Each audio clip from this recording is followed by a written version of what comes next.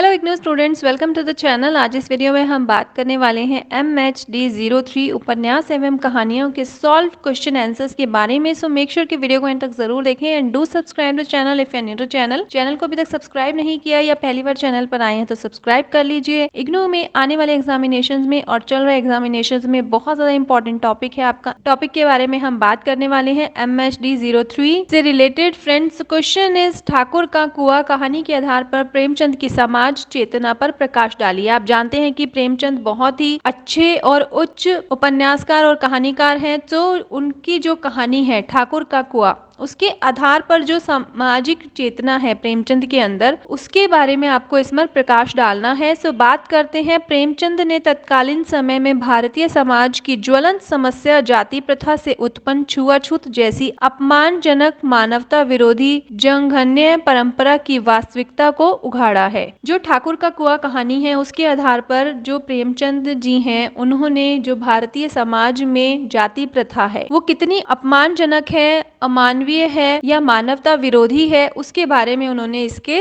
साक्षात दर्शन कराए हैं। मतलब उसके बारे में उसको बताया है। जाति प्रथा को प्रश्रय देने वाली सामंती व्यवस्था की क्रूरता को चित्रित किया है। जो जाति प्रथा है और जो सामंती व्यवस्था है वो सामंती व्यवस्था की क्रूरता को चित्रित करती है। जोखू और गंगी अछूत है। इसमें जो आपके कैरेक्टर्स हैं, जो चित्र हैं जोखू और गंगी, वो अछूत है, इसीलिए उन्हें स्वर्णों के कुएं से पानी लेने का अधिकार नहीं है। पुराने समय में ऐसा होता था कि जो जाति प्रथा को मानते हैं वह एक दूसरे के कुएं से पानी नहीं ले सकते। तो इसमें भी उसी के बारे में बताया गया है। अछूत जीवन की मूलभूत जरूरतों के लिए स्वर्ण या तथा कथित उचित मानी गई जातियों पर निर्भर है। पानी एक मूलभूत जरूरत है। पानी के बिना आपका दिन नहीं गुजरता, पानी के बिना आप जीवित नहीं रह सकते, परंतु आप एक स्वर्ण कुएं से पानी नहीं ले सकते क्योंकि आप अछूत हैं। तो वही इस कहानी में बताया गया है। आगे बात करती हैं। सामाजिक, सांस्कृतिक और धार्मिक जगहों में उनकी उपस्थिति निषेधाई मानी गई तथा संपत्ति प्राप्त करने व रखने के लिए भी यह अधिकारी नहीं है। आर्थिक उत्पादन की संपूर्ण व्यवस्था में इनकी भागीदारी केवल बेगारी करने वाले मजदूर मात्र की है। मतलब इससे आपको पता चलता है कि जो उन्हें कार्य दिया जाता है, जो उनका काम था, वो सिर्फ मजदूर मात्र का था। इसके अलावा उनकी कोई और भागीदारी नहीं थी। अगर हम बात करें आर्थिक उत्पादन की, मतलब कार्यों की, उत्पादन के साधनों पर अधिकार के अभाव में अछूत गरीबी की दयनीय स्थिति में पानी, अन्न से वंचित जीवन जीने के लिए बाध्य है। गंगी और जोखू के कथन में उनकी स्थिति की वास्तविकता चित्रित हुई। जाति के श्रेष्ठ और कनिष्ठ होने के आधार पर सामाजिक सम्मान या अपमान, आर्थिक संपन्नता या अभाव, धार्मिक अधिकार या वंचना, राजनीतिक सत्ता अथवा गुलामी, मानव अधिकारों की प्राप्ति या वंचित होना निश्चित है। अछूत जोखू को पीने का पानी हासिल न होना तथा पानी की तलाश में गंगी का भयग्रस्त, शंकित, अपमानित स्थिति से गुजरना दलित जीवन की त्रासदी को अभिव्यक्त करता है। ठाकुर के कुएं से दो स्वर्ण महिलाओं का बेहिचक अधिकार पूर्ण विश्वास के साथ चढ़कर पानी भरना और गंगी का पेड़ों की ओट में छिपकर ठाकुर के कुओं पर चढ़कर पानी लेने के लिए घंटों इंतजार करना। एक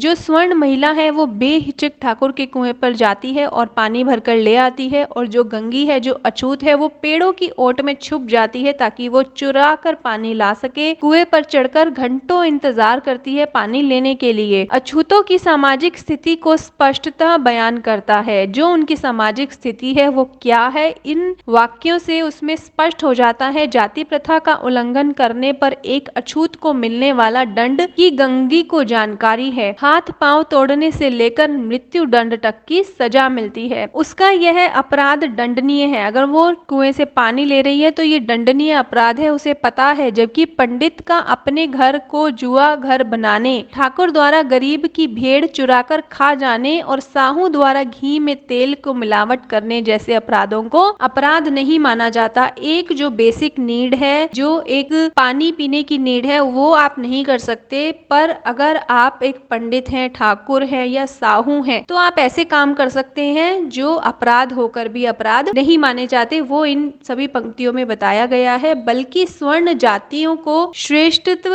के एवज में मिले अधिकारों के रूप में ही मान्यता मिलती है। यह एक ऐसे समाज का यथार्थ चित्र है जिसमें इंसान अंधेरे शिविर में ढकेल दिया गया, जहां से ऊपर उठने का कोई रास्ता नजर नहीं आता। प्रेमचंद कालीन अस्पृश्यता की समस्या को 60 वर्षों की आजादी भी नष्ट नहीं कर पाई। आज भी अछूत अस्पृश्यता के कारण अपमान बोध से ग्रसित हैं, गरीबी की स्थिति में अभावपूर्ण जीवन जीने के लिए विवश हैं, पानी के स्रोत अभी भी इनके छूने से अपवित्र हो जाते हैं। यह तथा कथित उच्च वर्ग की मानसिकता के जस में तस बैठा हुआ है। 4 वर्ष की अछूत धनम की आंख आज भी उसी के गुरु द्वारा फोड़ दी जाती है जब अछूत बालिका प्यास बुझाने के लिए स्वर्णों के रखे गए मटके का पानी पीना चाहती है। यहाँ पर धनम का उदाहरण देकर बताया गया है कि एक 4 वर्ष की बच्ची की आंख उसके गुरु फोड़ देते हैं जब वे किसी स्वर्ण के रखे गए मटके से पानी पीना चाहती है। प्रेमचंद अछूतों की दयनीय आर्थिक दशा, उनकी निम्न सामाजिक प्रतिष्ठा और हर रोज अस्पृश्यता के कारण अपमानजनक स्थिति से गुजरने की पीड़ा को अभिव्यक्ति दे रहे हैं। पानी के स्रोत ऊंची जातियों के अधिकार में होने और अछूतों के साथ अस्पृश्यता का व्यवहार बरतता जाने के कारण अछूत ठाकुर, राजपूत या साहू के कुओं से पानी